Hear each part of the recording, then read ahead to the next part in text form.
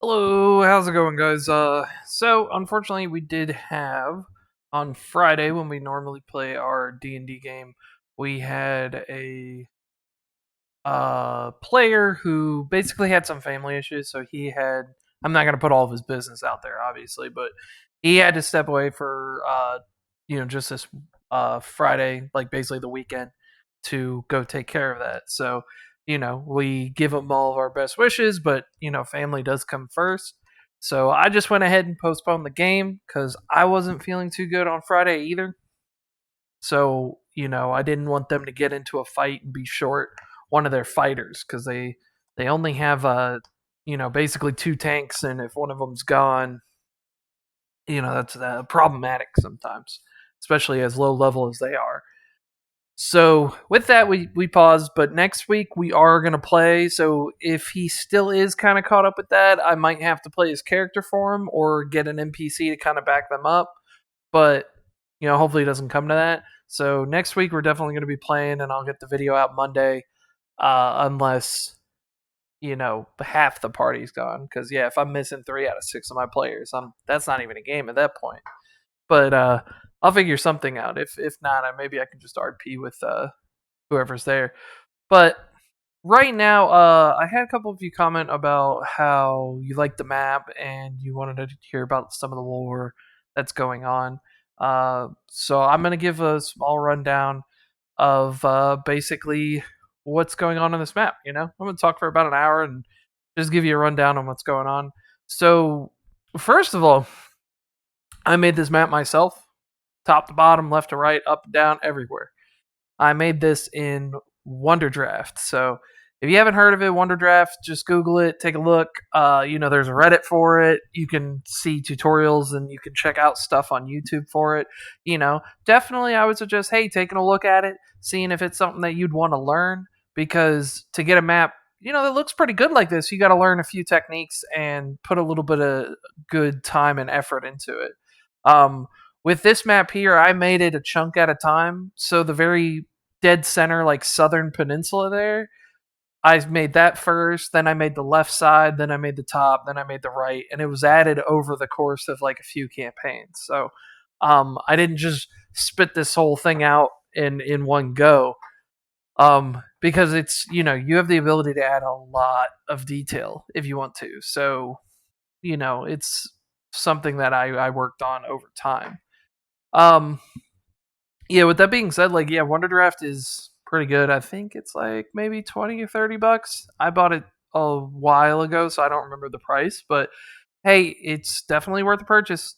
I use it and I love it. I even make maps for some of my other GMs. Some GMs don't have the like want or drive to make their own maps and stuff. So, but they really do want a nice looking map. So, I have a buddy who he's very good at making lore and building a world, but he's not a map maker and he doesn't have fun making maps, so he just won't do it. So I cranked out a map for him, and hopefully he enjoys it, but I'm working with him on what exactly he needs in it and stuff like that. So, if you take the time and learn and you like making maps, and then you start cranking maps out, and hey, you might make something for your friends and they might like it. Um so with this world, so like I don't have a name for the actual like world. I know some people will go as far as like naming their planet and stuff like that. And even in this map, like there's people who name the continents and such. I have the kingdoms there. So like I don't really name like the continents. Like I don't have a name, it's not like North America, South America and stuff like that. And then there's the United States and then, Mexico and everything. I go with just this is the kingdom of such and this is their land. That's it. And then, I also don't do border lines. So like what I mean by that is like here, like so this is the Bashaw Kingdom. They're one of the major kingdoms. They're always in the middle of it, starting some ruckus or causing some problems and such. When it comes to them and the Northern Paston Empire, the border between them there's no line. So I have my major roads, I have my side roads, but the border starts here at a Paston fortress, and then here at a Paston fortress and a Bashaw fortress that have a linking bridge, and that's it. So like, that's what I'll use to define borders. Is I'll use rivers, certain land masses, like mountains, rocks, stuff like that, and also like fortresses. It's like you'll see an actual physical border, not like a line. I'm not going to draw a red line and say this is this country, this is that country, because I do want, I don't want to pull you too far out of it. I want it to look like a nice map that somebody's drawn. It's not 100% to scale. This is just supposed to be nice and give you a nice rendition. I would not use this map as a battle map because it's not accurate. That building might be bigger than what it's actually appearing as, or those trees might be further apart. It's just a representation. It's like very old, like maps in like the 1500s when they were doing cities and stuff, and you'd see like a random giant on it and dragons and stuff. It's like they fill no purpose, but they make the map look pretty. So that's the kind of stuff I do. Now I do have these battle lines because it's getting to the point where the technology in this age is close to World War One. So you're talking about like early 1900s, like bolt action rifles, artillery pieces, water cooled machine guns, trenches. Tanks aren't around yet, but we're getting there. Hand grenades, stuff like that. So I don't have a way to actually put large trench lines on a map, which is sad. It kind of stinks. But I just do that one red line. I make the ground look dead and obviously like something's wrong because people are fighting there for months and years now. And then I put some dead trees around it and I call it a day. So that I am kind of disappointed that that's how I have to picture that, like how I depict it. But I don't really have another thing. Wonder Draft does have like a website. Like if you Google Wonder Draft assets, there are some stuff you can download, but because like some of the stuff I use, like this big like crevice here, that's from like Wonder Draft assets, and so are these like buildings over here that I'm using for this empire to the northeast. But I haven't found anything for like a trench line and stuff like that, from above. So so that's one battle line. There's the other one right down here. This one blends in a little bit better. I made that one bigger just so it's more definitive. And then we have the other one up here for the Kingdom of Traylor. But that's just me talking about how like stylistically or me as a creator, how I had to do certain things and how I prefer to do things. But the one thing I do is that like in the map maker, I label all the kingdoms, but I don't label the towns. With some of them, like the capitals and like really large major cities that are important, I will have their name set aside and I'll have little things written about them. I'll make a handout for some of them with a picture and stuff. Like the Welterhide villages, those were in a campaign before, so they're labeled. They have a picture, describes what's going on there and what the village is for. Astor, Eckhart, those places have been predefined and have been seen before, so I have info on them. But like little like villages and stuff like that, like down here, I won't label stuff because in Roll20 it's like I'll just do a random name thing and I'll slap it on the village. If you pre-name every single village on this map, that's a lot of work for stuff that's not necessarily needed. So as a GM, I wouldn't say you should do that. You should definitely, if you know for a fact they're going to go through the village or the town or whatever it is, yeah, definitely get some names going. Like if I know they're going to go from Eckhart all the way down to like Walden, down to the Southern Paston Empire, I will like label out where I think they might go and get the names ready. But if they're if they don't, and I do it anyways, like if they ended up going north all the way up to like, just the big north over here, then I wasted my time and I labeled everything for no reason. So if you do a map like this, especially a map this size, if it's a small map, I say go for it. But if it's a large map, do like major cities, very important cities, and like capitals, and then leave it at that. And that's it. And then the other stuff that you can do is, basically lakes, coves, oceans, that's like landmarks and stuff like that. Like these crevices and stuff have labels just to give it a little bit more flavor. But yeah, you can do the landmarks, adding coves, harbors. You can name mountain ranges, stuff like that. That adds to the map. But what I wanted to touch on today is a couple people asked about the lore. So I'm going to hit that for the kingdom. So the one I'm going to start with is the Bashaw Kingdom, because they're also one of the main focusers for all the campaigns, and they also were part of some seriously major conflicts that didn't only shape the world, but shaped the story. So with the Bashaw Kingdom, what it was is that thousands of years ago, they were just a monster hunters guild, and they were just great at their jobs. So they were the most prolific and well-known killers in the entire world. They would hunt down beasts of the night, any creatures that were giving you a problem. You'd pay them, and they'd come out and deal with it. So, like, similar, if you're Castlevania fans, like the Belmonts, Van Helsing, like a whole family of killers and stuff that hunt monsters. That was their job.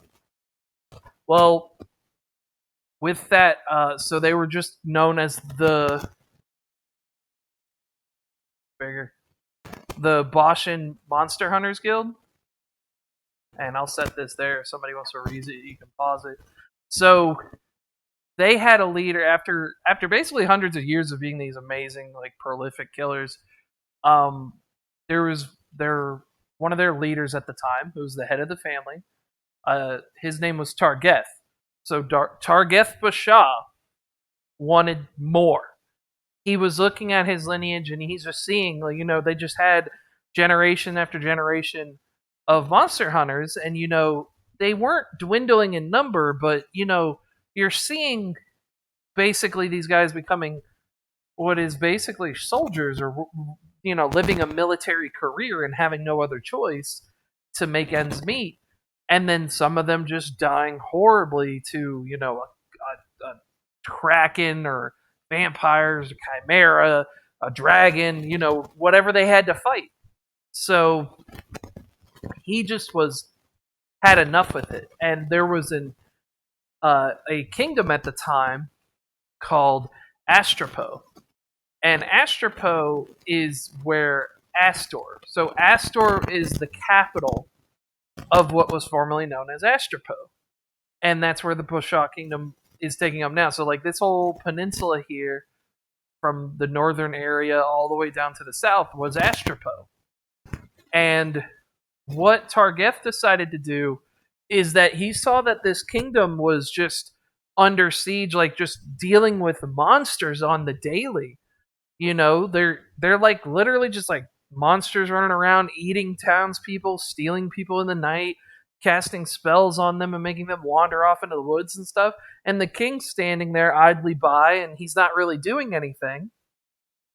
So with this, Targeth is like, well, I'm going to get all of my family together, which was like, the guild had expanded to be about, a few hundred, Bashaw people. So all the Bashans got together, and he told them what he wanted to do. He's like, we want to go into this kingdom of Astropo. We want to kill all these monsters.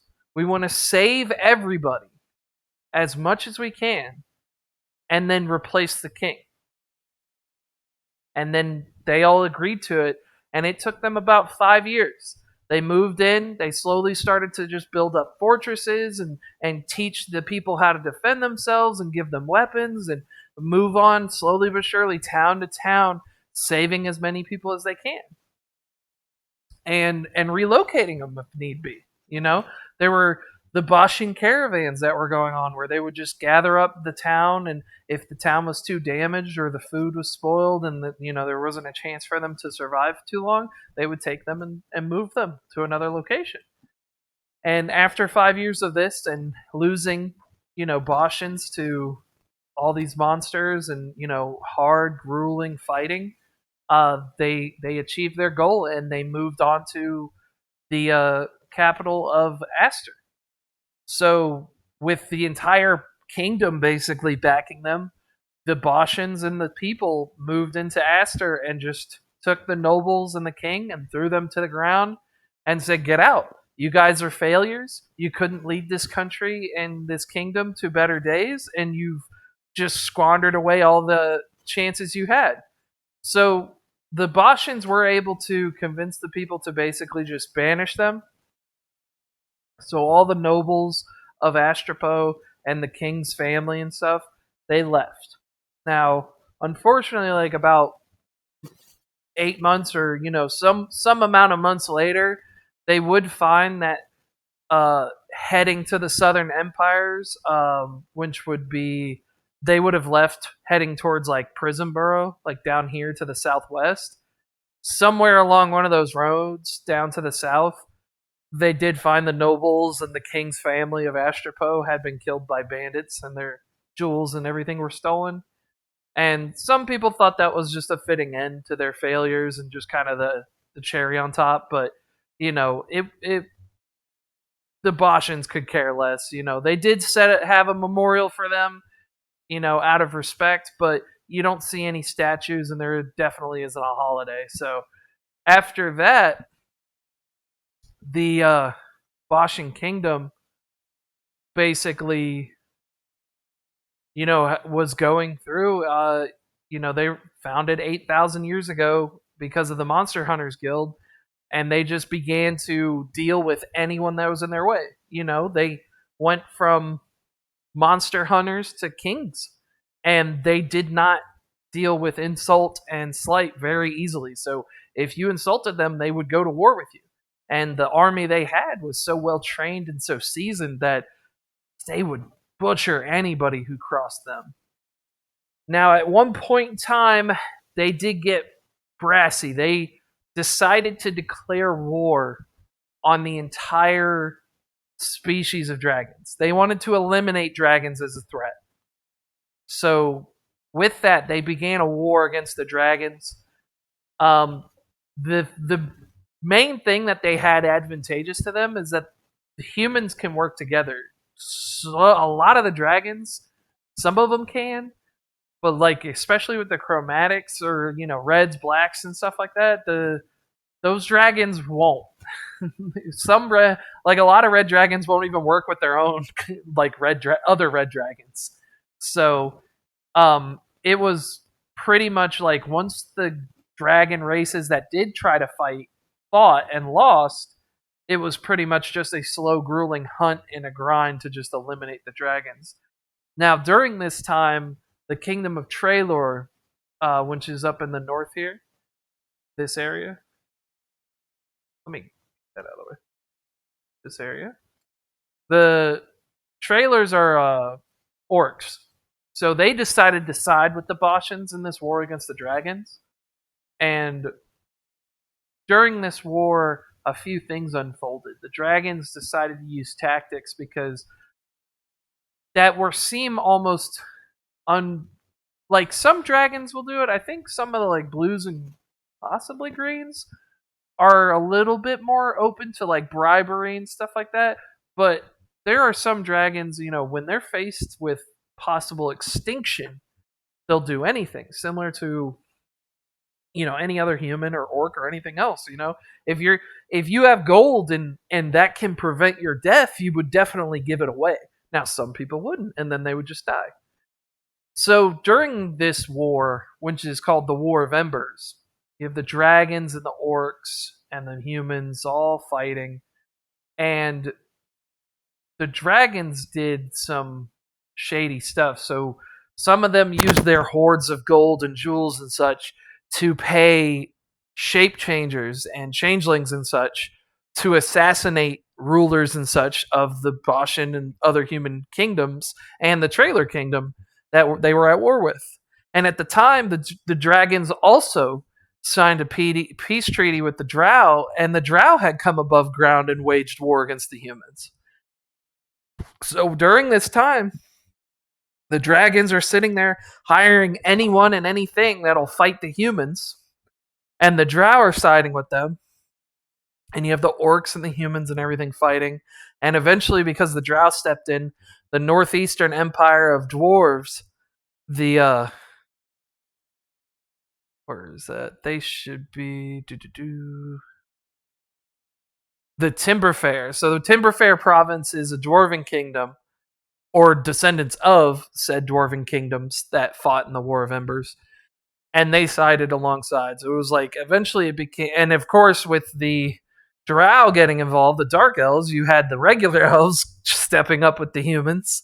So now we had the elves and the humans and the orcs and the dwarves versus the Drow and the dragons were hiring kobolds and shape changers and whatever else they could find to fight this out. And some of the scars that are in the world, such as like the god's despair and like the devil's domain, like these crevices and stuff like that, and even the trailer defense down here, this large gash in the world, those are from magical events and battlefields that unfolded between the wizards and such that the humans had and the orcs had versus the dragons and all their drow friends and everything like that. So the world was scarred from what was unfolding. And with that, eventually they did, win. The Kingdom of Bashaw won, and they put to slaughter almost every dragon they could find. Now, it never did stop. The Bashaw Kingdom did still put bounties on different things' heads because of that.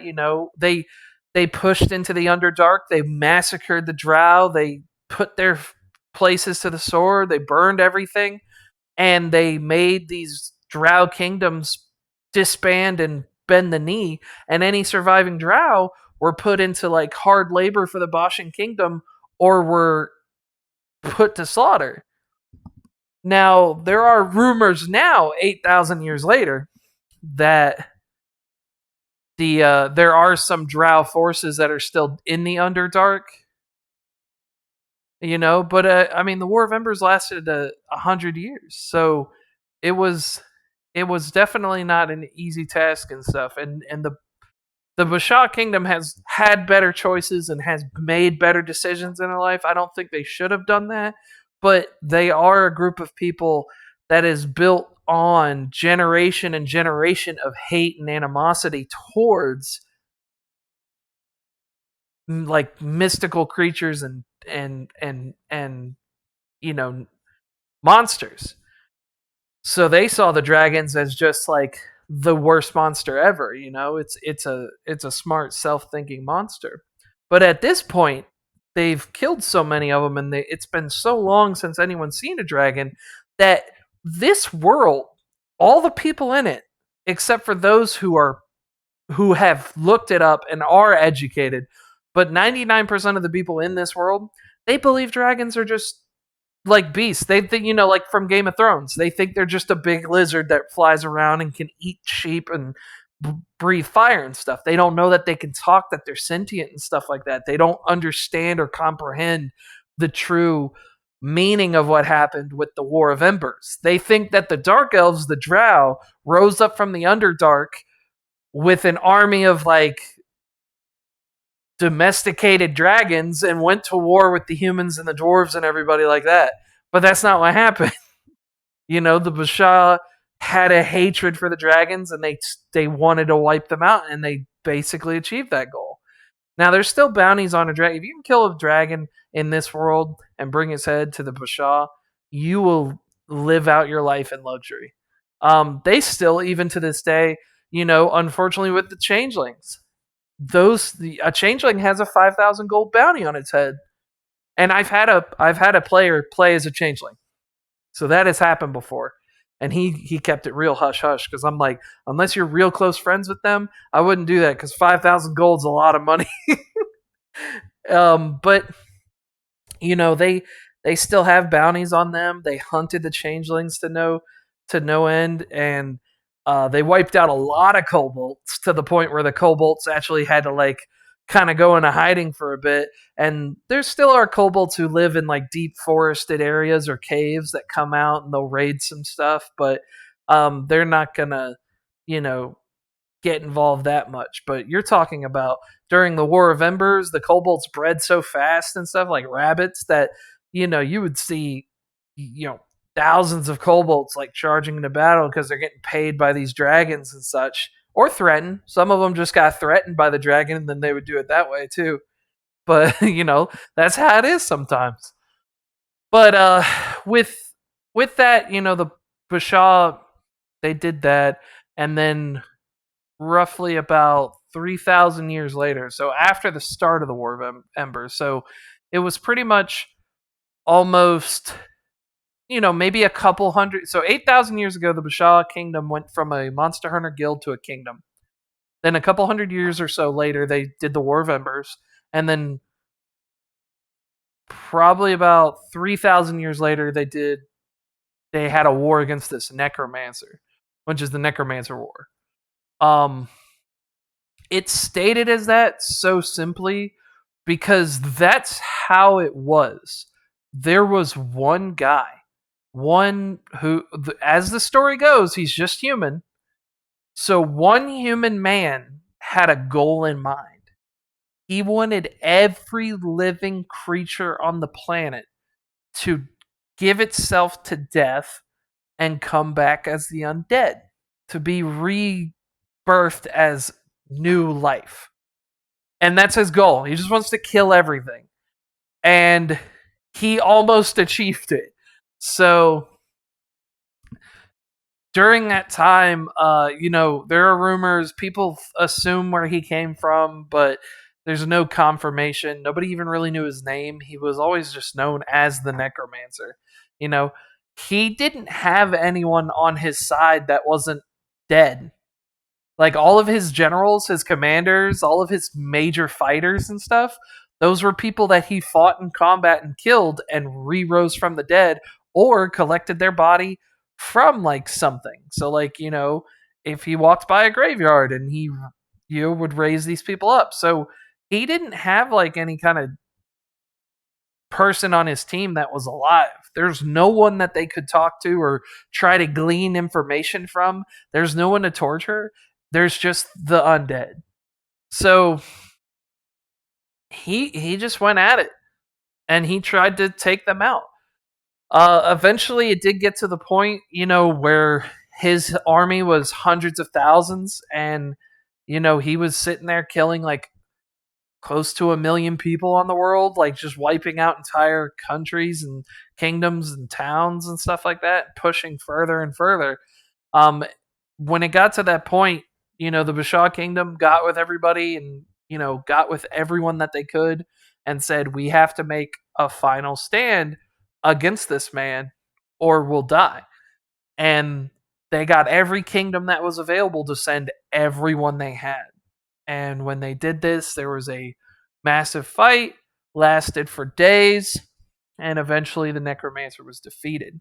Now, as far as where the battlefield was and what exactly transpired, no one has record of.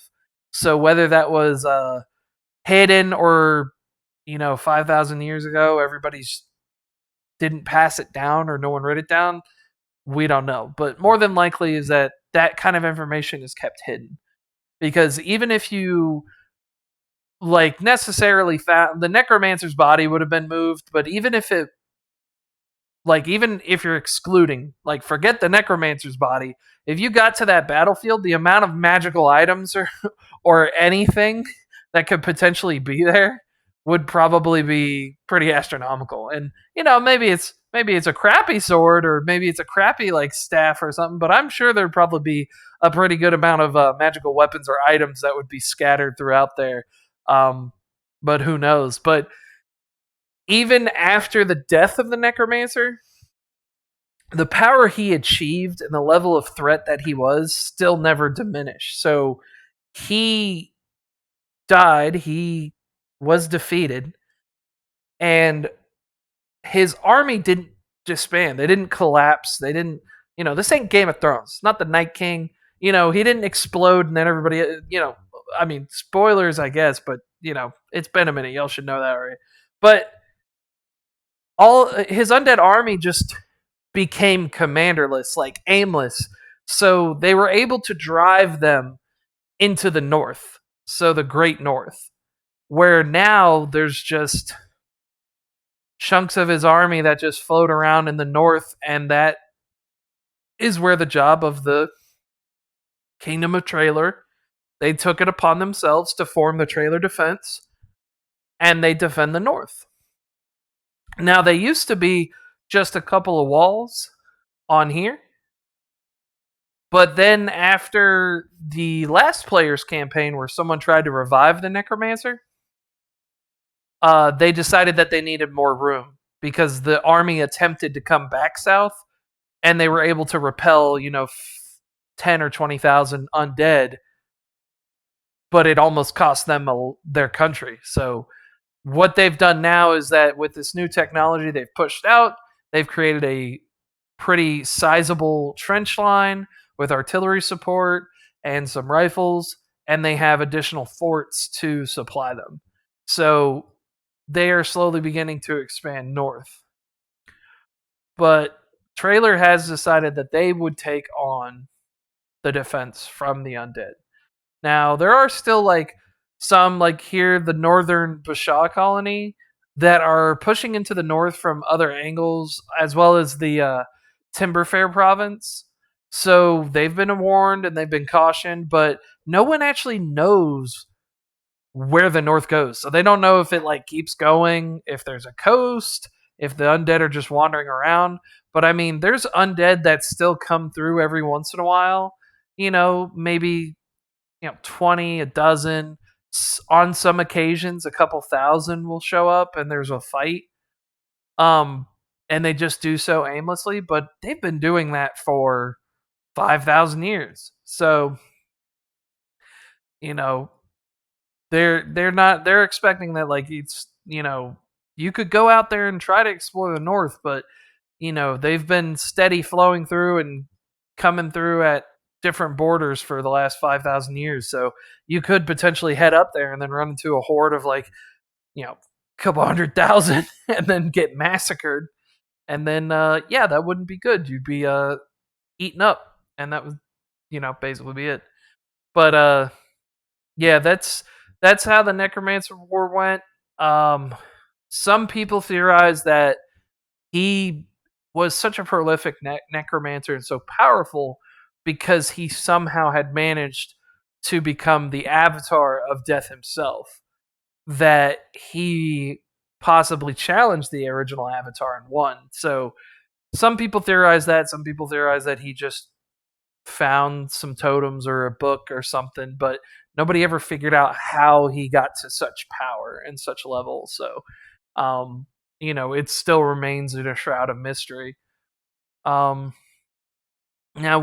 with them, so the current conflicts going on right now in the era where it's almost like World War One is we have the Paston Empire, which is a empire that has gone to war with Bashaw a couple of times before.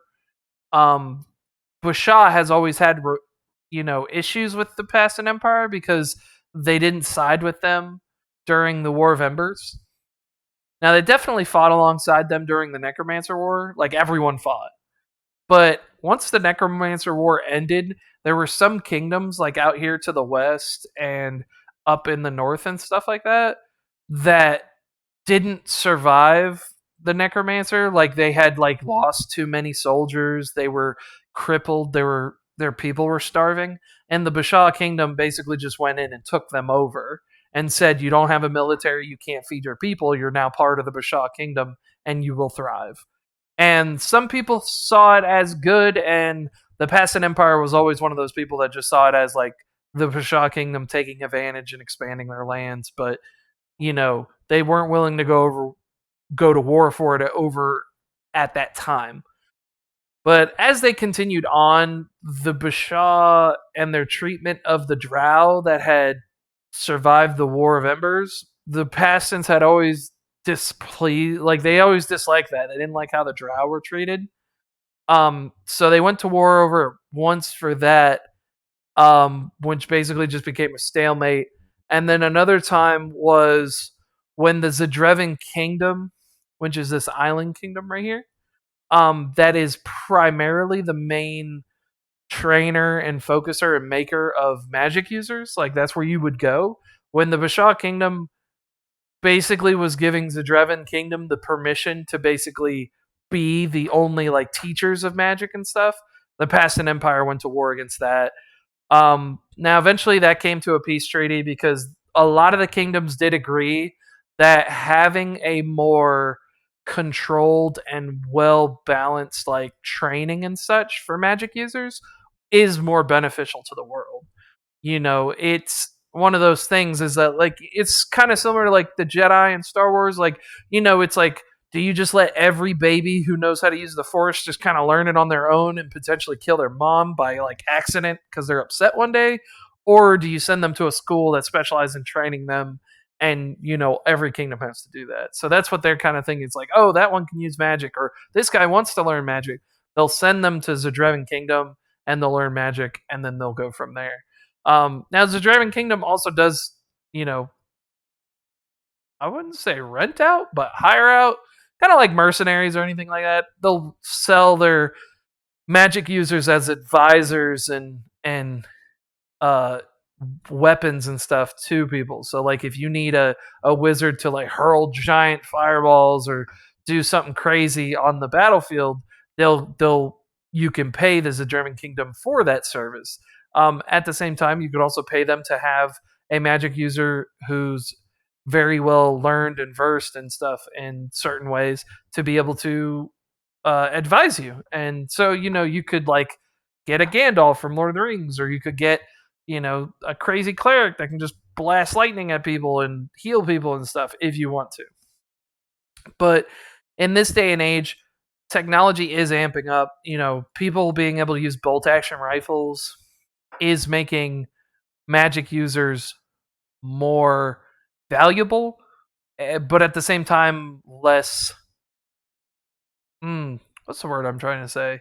Probably, I can't think of the word, but like it's better if it'd be a lot cheaper and more, maybe efficient. I don't know, but it's a lot more efficient to basically kit out 100 guys with bolt action rifles. It's going to be easier to train. It's going to be cheaper than hiring a wizard to cast a spell that might kill 100 people. So there's definitely a time and a place for it, but some kingdoms won't use magic users like that. But every kingdom has some, and like as far as like crafting magical weapons and stuff like that, unless you are a kingdom that has hired some people to do so, again, Zedrevin Kingdom is the only ones who will make magical weapons and have people who will be able to make them. So, the capitals of every kingdom, there might be a magic weaponsmith there because it was hired by the king. But like you're not going to see them in like towns and stuff like that on the coast and like in random places unless some old like guy from the Zedrevin Kingdom has decided to retire out there and he owns a little shop, or if somebody's just trying to make it on their own and they really have no idea what they're doing and they're just smacking a hammer and enchanting stuff without a real idea of what's going to happen. But with this dynamic there with magic, it makes magic still prevalent and very useful, but it's just not as common. So it kind of adds a bit more value to it, and it means a lot more when you find magical weapons or purchase them. It's like now like the prices of magical weapons don't change on Zedrevin Kingdom or if you find a smith in a capital. But if you're out in the middle of nowhere or like a village or something like that and you see a magical item, it's going to be expensive as hell. So I'm doing this stuff RP and lore wise to drive my players to want to travel more and drive in a certain direction. It's like, it's like they're not going to want to just go somewhere just for a quest and then stay only there and stuff like that. They're going to be like, well, we can go to Aster on the way there, do some shopping around, look around, talk to some people. It's like a free roam game like Skyrim or Oblivion, anything like that, where it's like, oh, there's other reasons why we can now just go and stop by and check some stuff out. One thing I do like with the Zedrevin Kingdom that I said with my players is that because they're training uh, smiths there that are enchanting items and stuff. There's a little coastal town there where these like shady people are, and the Zedrevin Kingdom sells them all the weapons and equipment that is practice. So like it has weird enchantments on it. It's like, a scimitar of smoke, and somebody's like, what does that do? It's like when you go to hit the target, your blade turns into smoke. It's like, why? It's like, well, he messed up the enchantment, or, something like that. I just thought it would be funny. So it's like you might be able to find something a little interesting or something that might be kind of cool or useful, but you'd have to kind of look around and kind of see what it is. And also, yeah, having like detect magic or something like that to figure out what effects the weapons do before you use them would be good. But it's like I think I had one of them was like the hammer of slickness, and it's basically you can't get a firm grip on it, so anytime you swing it just flies out of your hands. So it's it's just funny things, but some of them can be useful. um I remember there was one that one of my players found in another party, which was a grenade that did a random effect. I'd have to go pull it back up because it had its own chart, and it was like a D10, and it would do anything from like turning into a chicken to doing like, I think it was like 4d8s worth of damage in a 20-foot radius, and it would just do that thing once, and that was it. So it would be interesting because it's like, I'm going to throw this grenade, and it's like, boom. Okay, either I kill the thing outright completely with 4d8, or there's a chicken there, which I don't know, maybe the monster attacks the chicken. Who knows? But, stuff like that always tickles me, and I think it's funny. But, yeah, there's the Zedrevin Kingdom. Yeah, but with the Paston Empire right now, so they've had issues with the Bashaw, but there are some rebels called the Atlan Brothers, which the Atlan Brothers are descendants from the first king of Paston, Gregory Atlan, and they didn't like what was going on with the current regime, and they stood up, killed the king, but the king's oldest son got away, and now there's a civil war going on. So the Atlan brothers moved to the south of Paston and rebuilt the old capital of Walden, because the capital of Walden had actually been destroyed by the Bashaw Kingdom before in one of the older wars. So now the Atlan brothers have rebuilt it, and I don't know. Hopefully they refortified it and are ready for the Bashaw Kingdom, because in this one, the Northern Paston Empire, the King Robertson actually went and asked the Bashaw Kingdom to help them. So the Bashaw is taking this time to basically, they're essentially going to turn the Northern Paston Empire into a puppet state, and they're going to control the king. So the Bashaw are sending a lot of forces down to deal with Southern Paston because they want to end this civil war as quickly as they can. But the civil war has been going on for like 5 years, and the players had actually been part of a significant beach landing. It took about 3 coastal towns, and they're laying siege to the major city of Bethea. But as you can see, they still have quite a bit of country to go. So we'll see how that goes, and if they can push them back and bring that civil war to close. But the Bashaw Kingdom is also at war currently with the Prison Borough province, which is this group over here to the west. So the Prison Borough are a group of individuals that were mostly known for like mining and stuff like that, because they have access to the Devil's Domain, which is just this giant crevice that goes down for what seems like possibly miles. So they would put expeditions down there and in the mountains where they're at, and they would mine gold and precious gems and such like that, and resources, and they would sell them and trade them off, mostly to the Carthage Kingdom, which is the Carthage Kingdom basically established themselves as world traders. So they've been selling prison borough gems and gold to other kingdoms for hundreds and hundreds of years. And at a certain point, Prison Borough decided to become a investor, almost like a banker.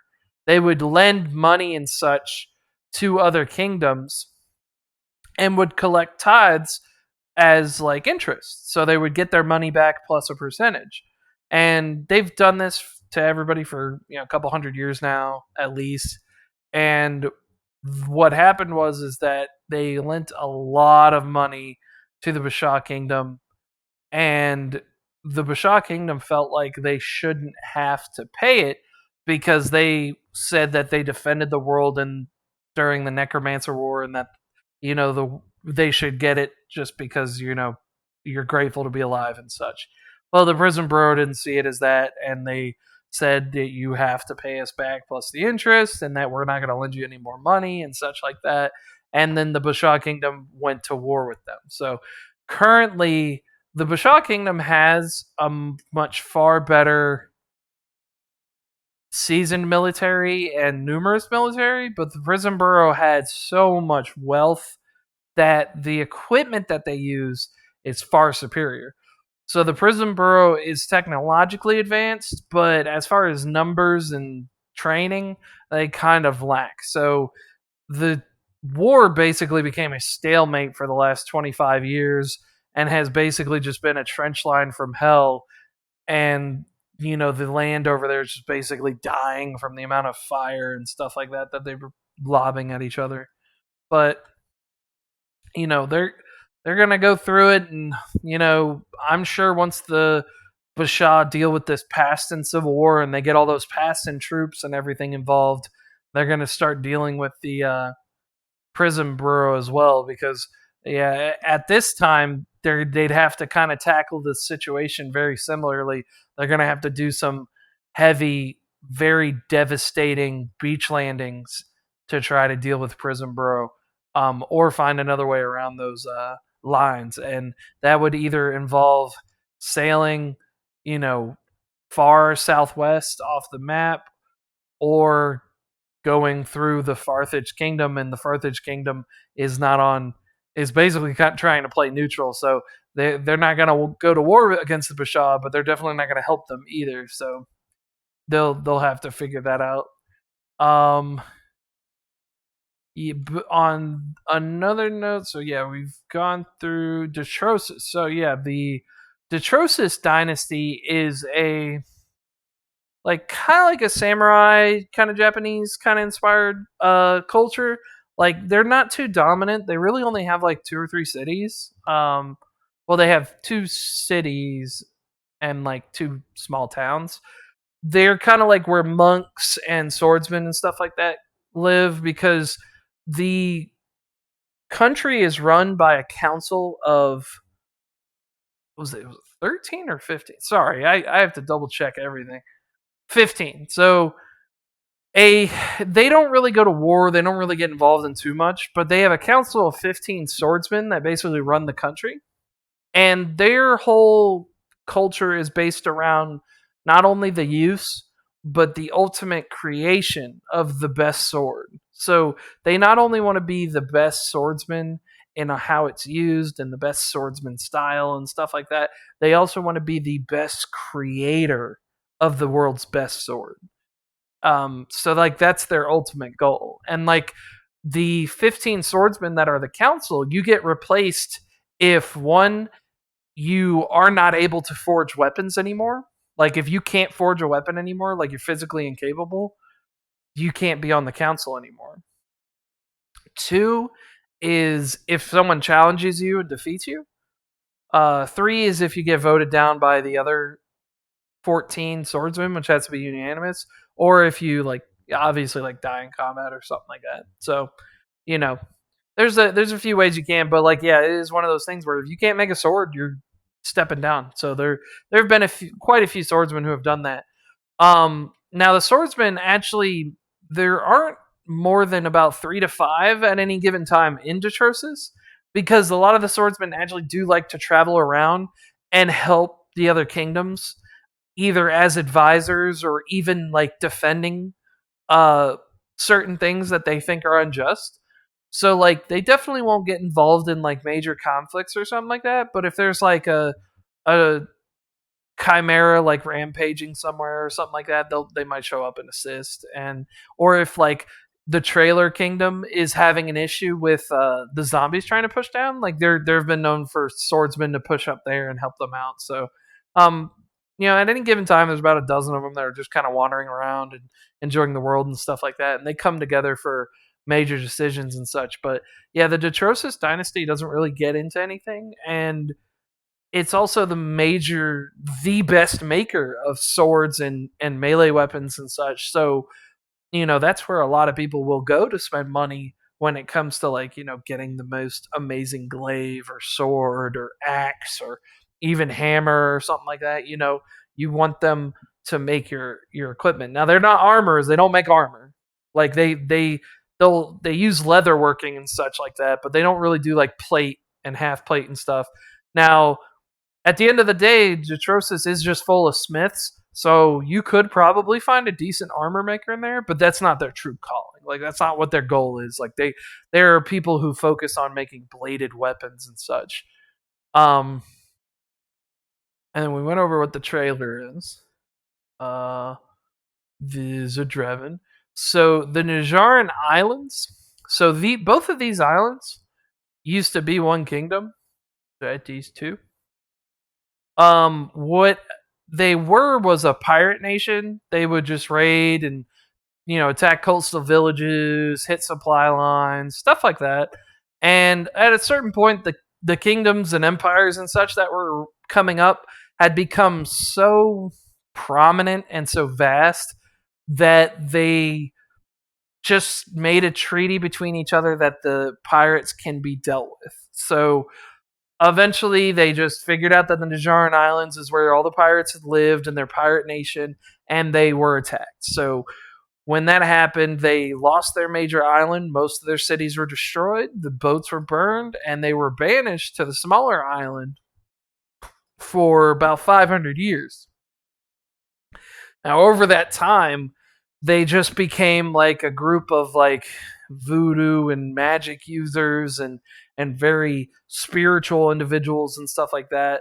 And now, after 500 years, they're beginning to start to like sail again, but they're choosing to just go to other countries and wander and see what they have missed as opposed to anything else. Because, yeah, for 500 years, if any other ships had left, they were just getting destroyed until the point where they just didn't have any major ships anymore. And then after that time, there was another council meeting between the major kingdoms, and they deemed the Najaren Islands had paid for their crimes.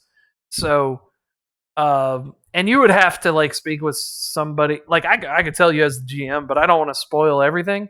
There is always multiple sides to every story. There's always more truth than there is. There's more legend than there is fact in a lot of these. So that's how it was described, but it's like they could have done it for any number of reasons. Maybe one kingdom got pissed off because their son got killed on one of the ships that got raided. You just never know. But they're the original thing is that they used to pray and believe in the Feywilds and such. So rumor is that there's Fey creatures that live on the other island, which is basically abandoned. Ugh, I just went through puberty again for some reason.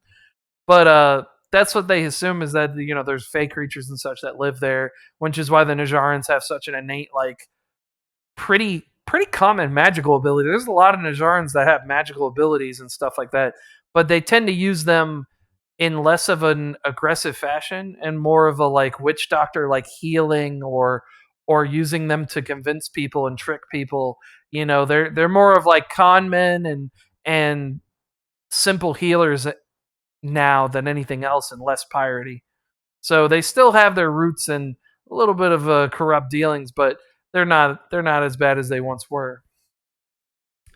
And yeah, we've talked about the Farthage Kingdom. Yeah, the Farthage Kingdom was just traders. They were nomadic caravans that would just pick up stuff from different areas and sell them to people.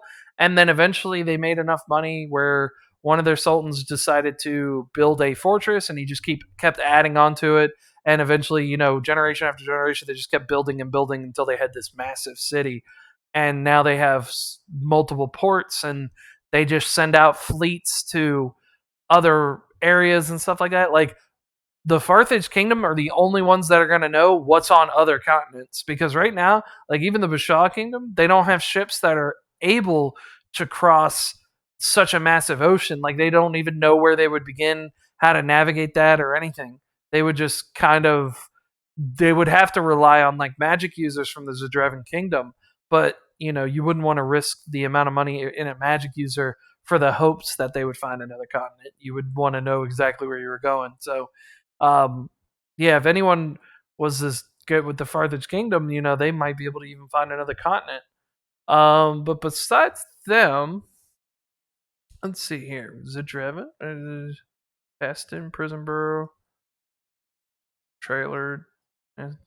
Yeah, then there's just the Timberfair province. So the Timberfair are dwarves, and they have their own little forts and cities and stuff like that. But they live in a very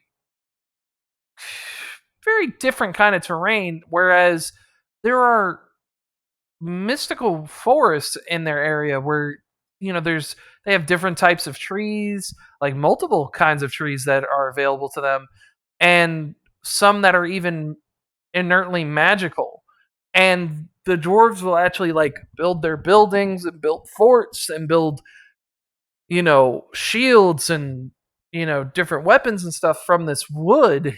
And that's how they will enchant things, is they'll use this magical wood and a process that only is known to them to reinforce things. So you know they might take this tree and chop it down, and they'll do different things with it, and they'll take the bark of the tree and they'll strip it down, and they'll turn the tree into like these strands, and they'll weave these strands into like chest pieces and arm gauntlets and stuff like that. And it's because it's enchanted, it'll protect you. They'll have like reinforced wooden shields that you know will be able to protect you from certain things.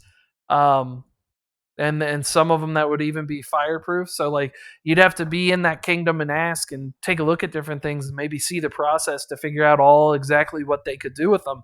But it's interesting to see these dwarves that would go into battle with these like wooden, like finely polished shields that looks basically like the nicest coffee table you ever seen, and then they block like a mace or an axe or something with it, and the wood's not even scratched. So they're a very interesting group. Now they still use bladed weapons, but they do tend to favor ranged weapons more than anything, preferably wooden. So like, they'll use crossbows, short bows, long bows.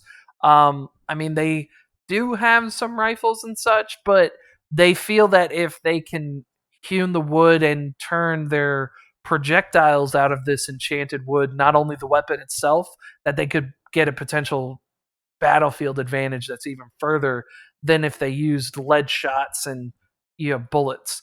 So it's a very interesting thing. Also, rumors are is that in the Timberfair province, the dwarves also know where one of the last entrances to the Underdark is. And if the rumors are true, the dwarves might potentially be at war with the last kingdom of the Drow, which means that if the Drow ever do resurface, they could be potentially going to war with some of the races, especially with the Bashaw Kingdom, because the Bashaw Kingdom basically has a whole labor group of drow that are basically treated as like horrible citizens.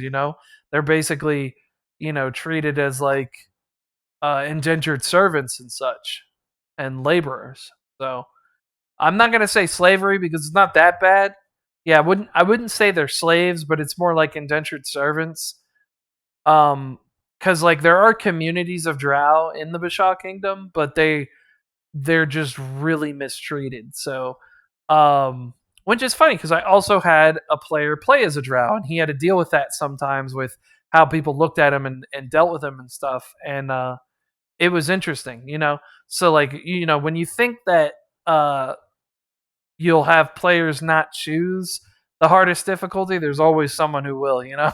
In that one group, I had a drow and I had a changeling, so it just happens. But I think that's everything. That's all the kingdoms. I've given you the stories and the stuff. I've shown you them. If you needed to pause them and look through them, I'll pull up everything at one point, but not on this video. I'll probably do another one. You guys just let me know if you found this interesting, if you liked it. Let me know if you want to hear my techniques on how I set up these maps and stuff. I mean, I could even pull up Wonder Draft and show you how I built it from start to finish. And just give me your opinion on stuff. So again, like I said, with the stories, with the War of Embers, with Necromancer, everything, I gave you the side that is common knowledge in the world. So I don't give the full details. Like I am the guy who created it, but I'm not going to give you everything. I'm not going to tell you, okay, this is actually what happened in the War of Embers, or this is actually what the Necromancer was about, because that just puts it out there, and it's not a surprise anymore. So hopefully our players do dive deeper into that.